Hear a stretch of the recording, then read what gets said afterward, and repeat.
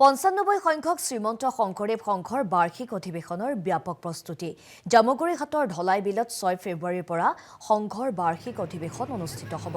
বিষ্ণুজ্যোতি সমন্বয় ক্ষেত্ৰত 3 দিনীয়াকৈ অনুষ্ঠিত হ'ব অধিৱেশনখনে। লাখ লাখ ভকত বৈষ্ণৱক আদৰিবলৈ সাজু হৈছে জামুগুৰিহাটবাসী।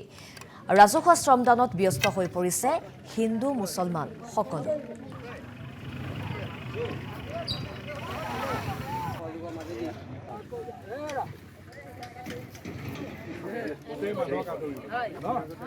শ্ৰীমন্ত শংকৰদেৱ সংঘৰ অধিৱেশন এই অধিৱেশনৰ কামৰ অগ্ৰগতিৰ বাবে আজি আমাৰ সভাপতি ডাঙৰীয়াৰ লগতে আমি সকলোৱে গোটেই কমিটিখনেই খা-খবৰখিনি লৈছোঁ। আমাৰ কাম কাজ ঠিকেই চলি আছে, অগ্ৰগতি ভাল।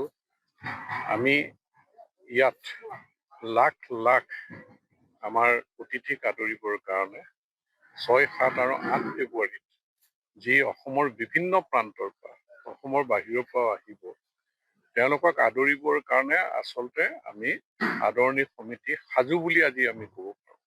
কৃষ্ণ জয়গুৰু শংকৰ শ্ৰীমন্ত শংকৰদেৱ সংঘৰ 95 সংখ্যক বাৰ্ষিক অধিৱেশনলৈ আৰু মাজত কেইটামান দিন বাকী আছে।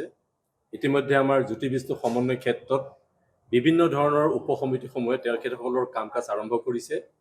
আমাৰ মূল মণ্ডপ যিহেতু এবাৰ খেৰ বাঁহৰে হ'ব, চোৱা গছৰ হ'ব, গতিকে সেই কামখিনিও যথেষ্ট আগবাঢ়িছে। আমাৰ এটা কথা আপোনালোকৰ জৰিয়তে আমি আমাৰ অসমৰ ৰাইজক আমি জনাব বিচাৰিছোঁ, যিহেতু যোৱা 8 তাৰিখে আমাৰ নামঘৰৰ গুৰু আসনভাগ প্ৰতিষ্ঠা কৰাৰ কথা আছিল, কিন্তু বিশেষ কাৰণবশতঃ আমি অহা 17 তাৰিখে আমাৰ গুৰু আসন আমি প্ৰতিষ্ঠা কৰিম। আমি আপোনালোকৰ জৰিয়তে অসমৰ ভিন্ন প্ৰান্তৰ সকলো বাপ বান্ধৱলৈকে আমি সেৱা নিবেদন কৰিলোঁ। কৃষ্ণ, আমি প্ৰথমেই নদুৱাৰ প্ৰেছ ক্লাবলৈকে আন্তৰিক সেৱা আমি জনাইছোঁ। শ্ৰীমন্ত শংকৰদেৱ সংঘ তেজপুৰ জিলা শাখাৰ কাৰণে আনন্দৰ খবৰ। তেজপুৰ জিলা শাখাই 2026 বৰ্তমান বৰ্ষৰ 6, 7, 8 ফেব্ৰুৱাৰী তাৰিখে শ্ৰীমন্ত শংকৰদেৱ সংঘৰ 95 সংখ্যক অধিৱেশনৰ আতিথ্য গ্ৰহণৰ সুবিধা পাব। সেয়েহে আমি গোটেই শোণিতপুৰ জিলাবাসী আনন্দিত, আহ্লাদিত। আৰু ইতিমধ্যে আমাৰ অধিৱেশনথলীত আমাৰ জিলাখনৰ বিভিন্ন প্ৰান্তৰ পৰা আমাৰ ভকতসকল আহিছে, তেওঁলোকে শ্ৰমদান কৰিছে। আৰু ইতিমধ্যে আমাৰ নামঘৰ আমাৰ প্ৰস্তুতি সম্পূৰ্ণ হৈছে। 95 সংখ্যক শ্ৰীমন্ত শংকৰদেৱ সংঘৰ বাৰ্ষিক অধিৱেশনৰ ব্যাপক প্ৰস্তুতি জামুগুৰিহাটৰ ঢলাই বিলত 6 ফেব্ৰুৱাৰীৰ পৰা সংঘৰ বাৰ্ষিক অধিৱেশন অনুষ্ঠিত হ'ব। বিষ্ণুজ্যোতি সমন্বয় ক্ষেত্ৰত 3 দিনীয়াকৈ অনুষ্ঠিত হ'ব অধিৱেশনখনে। লাখ লাখ ভকত বৈষ্ণৱক আদৰিবলৈ সাজু হৈছে জামুগুৰিহাটবাসী। ৰাজহুৱা শ্ৰমদানত ব্যস্ত হৈ পৰিছে হিন্দু মুছলমান সকলো।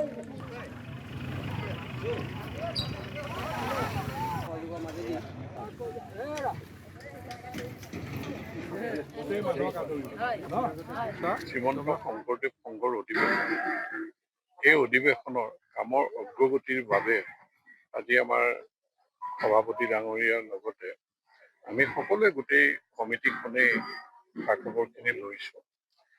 আমাৰ কাম কাজ ঠিকেই চলি আছে, অগ্ৰগতি ভাল। আমি ইয়াত লাখ লাখ আমাৰ অতিথিক আদৰিবৰ কাৰণে 6, 7 আৰু 8 ফেব্ৰুৱাৰীত যি অসমৰ বিভিন্ন প্ৰান্তৰ পৰা অসমৰ বাহিৰৰ পৰা আহিব তেওঁলোকক আদৰিবৰ কাৰণে আচলতে আমি আদৰণি সমিতি সাজু বুলি আজি আমি ক'ব পাৰোঁ। কৃষ্ণ জয়গুৰু শংকৰ শ্ৰীমন্ত শংকৰদেৱ সংঘৰ 95 সংখ্যক বাৰ্ষিক অধিৱেশনলৈ আৰু মাজত কেইটামান দিন বাকী আছে।